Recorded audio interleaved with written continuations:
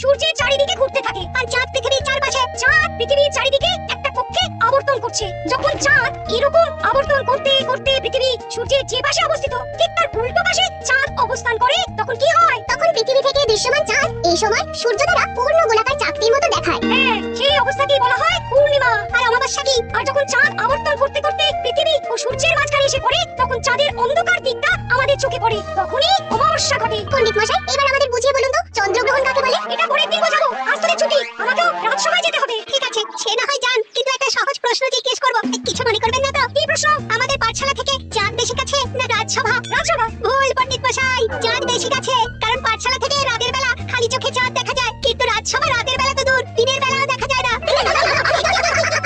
এই তবে কালকে আয়, মজা দেখাবো, উল্টো পাল্টা যুক্তি দেওয়া।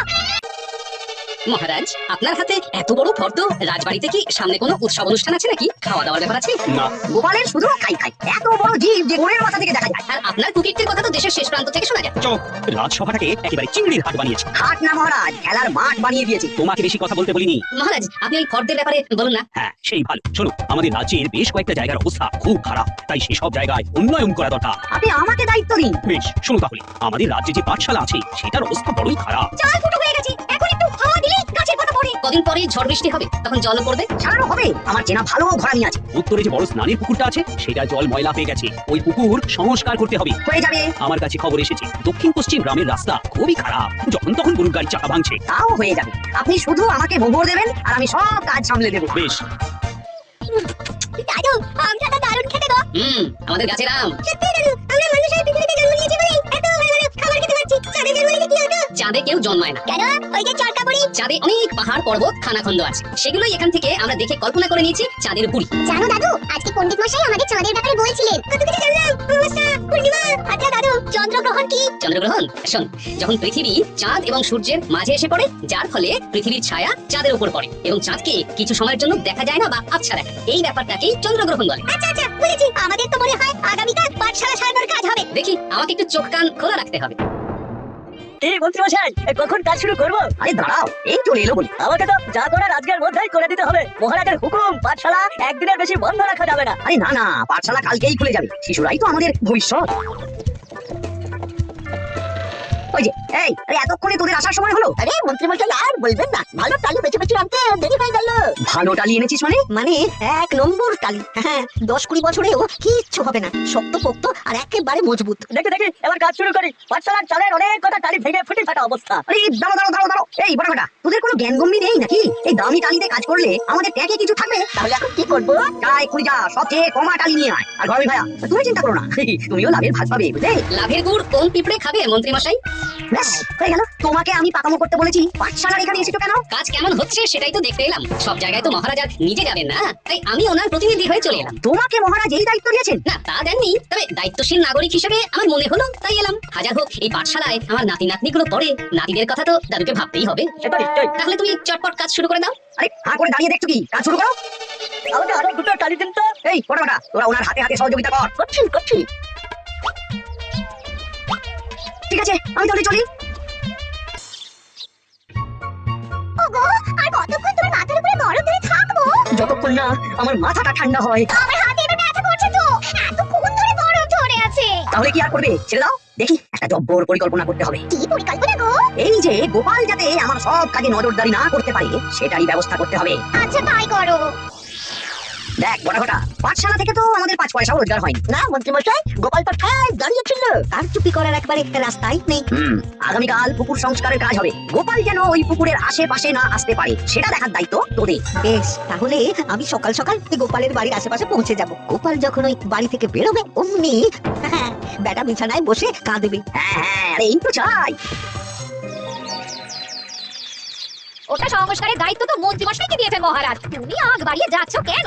আমি না গেলেই আবার 2 নম্বরে শুরু করে দেবে। মহারাজ তো আর পাড়া ঘুরে দেখতে যাবেন না কোথায় কি হচ্ছে না হচ্ছে। তাও ঠিক, যাও তাহলে। এত গরম, এত রোদ, এই তুমি বরং ছাতাটা নিয়ে যাও। হ্যাঁ, দাও দেখি ছাতা দাও।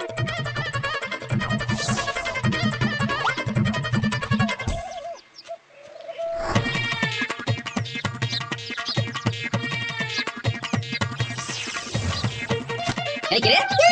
এই যেন আমার ছাতার উপরে একটা ঢিল মারলো। আকাশ থেকে শিলা বৃষ্টি শুনেছি। ওই দেখ, গাছের উপরে।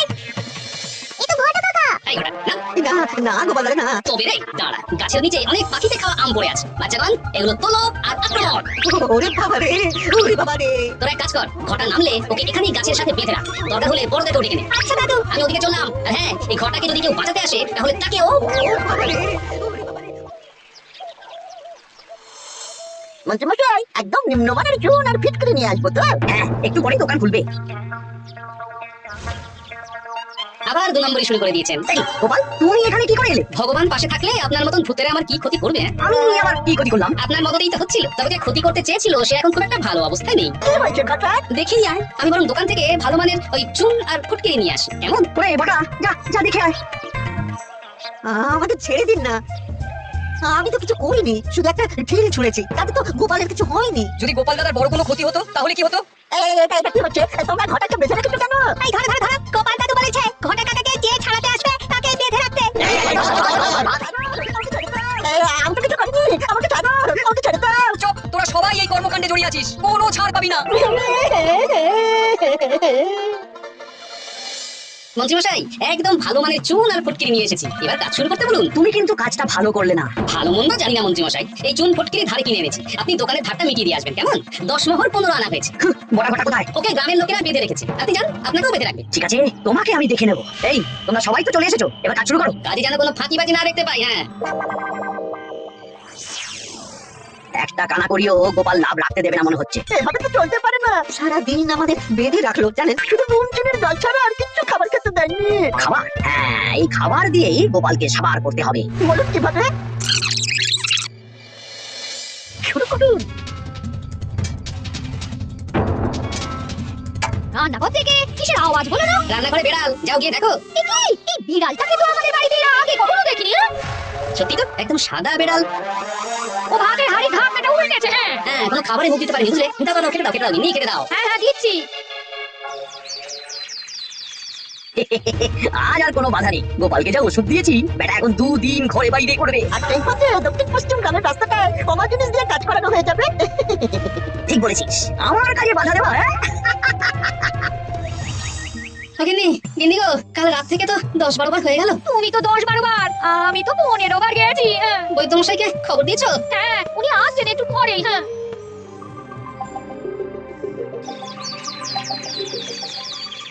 কি গোপাল, তোর শরীর এখন কেমন আছে? এখন ভালো আছি মহারাজ। গোপালের খাবার খেয়ে কিছু হয়েছিল। যত সব উল্টো পাল্টা খাবার খেলে হবে না। বাজে কথা বলবেন না, আমি বাড়ির খাবারই খাই। যাই হোক, সেসব বাদ দাও। মন্ত্রী, তোমাকে যা দায়িত্ব দিয়েছিলাম সব হয়ে গেছে তো? হ্যাঁ মহারাজ, পাঠশালা, পুকুর, দক্ষিণ পশ্চিমের রাস্তা সব কাজ হয়ে গেছে। রাস্তার কাজ করে গুছিয়ে লাভ করেছি। তা কাজ কেমন হয়েছে? রাস্তার ব্যাপারে জানি না, তবে পুকুর আর পাঠশালার কাজের সময় আমি পাশে ছিলাম। গোপাল, তুমি নিজে থেকে এত দায়িত্ব নিয়ে কাজ করেছো জেনে আমি খুব খুশি হয়েছি। এবার তোমাকে আমি একটা কাজ দেব। কি কাজ? আগামী মাসে রানীর জন্মদিন, তাই তোমার দায়িত্ব খাম্বাজ রাজ, বর্ধমান রাজ, নবাব বাহাদুর সবাইকে নিমন্ত্রণ করে আসা। বেশ, আপনি আমার হাতে পত্র দিয়ে দেবেন, আমি আগামীকালই তলবি তলপা নিয়ে নিমন্ত্রণ করতে চলে যাব। আচ্ছা আচ্ছা আচ্ছা।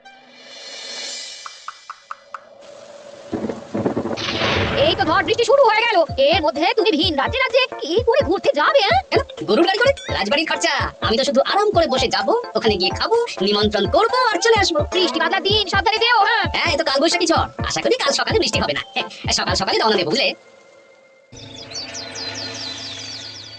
যাও গোপাল, সাবধানে যাও। পরশু দিনের মধ্যেই চলে আসবো মহারাজ, চিন্তা করবেন না। চলো চলো গাড়োয়ান, চল। আচ্ছা গোপাল দাদা, প্রথমে কোথায় যাবেন বলুন তো? প্রথমে ওই খাম্বাজ রাজ্যে চল। তাহলে তো দক্ষিণ পশ্চিমের রাস্তাটা ধরতে হবে। হ্যাঁ, ওটা তো একদম নতুন রাস্তা, কোনো অসুবিধা হবে না। ওরে বাবারে, গাড়ি কি কাঁপছে গো, পড়ে যাবো তো। এই, ওরে বাবারে, গেল রে। ওটো ওটো গোপাল দাদা, উফ, বাপরে বাপ, কি জোর লেগেছে কোমরে। একদিনের বৃষ্টিতে রাস্তার যা হাল, এটা রাস্তা সারিয়েছে না নষ্ট করেছে সেটাই তো বুঝতে পারছি না। কদিন আগে নাতি নাতনিগুলোর সাথে চাঁদের গল্প করছিলাম, যে চাঁদে অনেক গর্ত খানা খন্দ। উফ, না, আমি এই রাস্তাটুকু হেঁটে হেঁটেই পার হচ্ছি, যা লেগেছে আমাকে কদিন খাম্বাজ রাজ্যে বিশ্রাম দিতে হবে। তাই ভালো। এ কি, 2 দিন হয়ে গেল, গোপাল এখন এলো না। দেখুন গোপাল যা পেটু। মন্ত্রীমশাই, আপনার সব সময় কি গোপালের বিরুদ্ধেই বলতে হবে? তুমি গোপালের হয়ে বেশি বলতে এসো না। শুনেছি আপনি নাকি ওই পাঠশালা পুকুর সংস্কারে কমা জিনিস ব্যবহার করতে গিয়েছিলেন, আর গোপাল ধরে ফেলেছে, তাই আপনার রাগ। বাজে কথা বলো না, ওসব শোনা কথায় কান না দেওয়াই উচিত। ও দিদা, দাদুর তো আজকেই আসার কথা। আরে এখনো তো এলো না রে, আমার না খুব চিন্তা হচ্ছে। আরেকটা দিন অপেক্ষা করো, যদি দাদু না আসে তাহলে রাজবাড়িতে জানাতে হবে।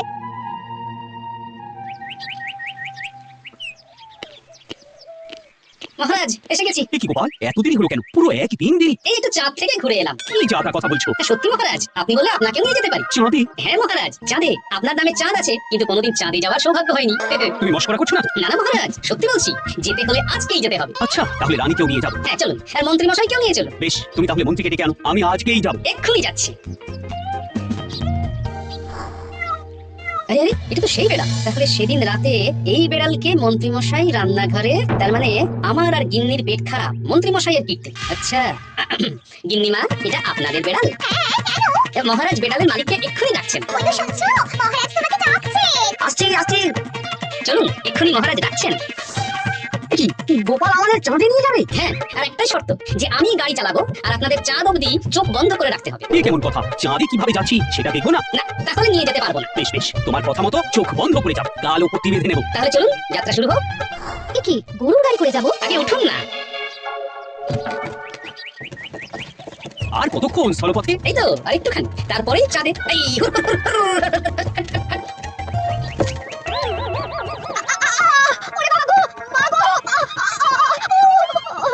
ওরে বাবারে! ওরে বাবারি, কি লেগেছে রে? ওরে বাবারি।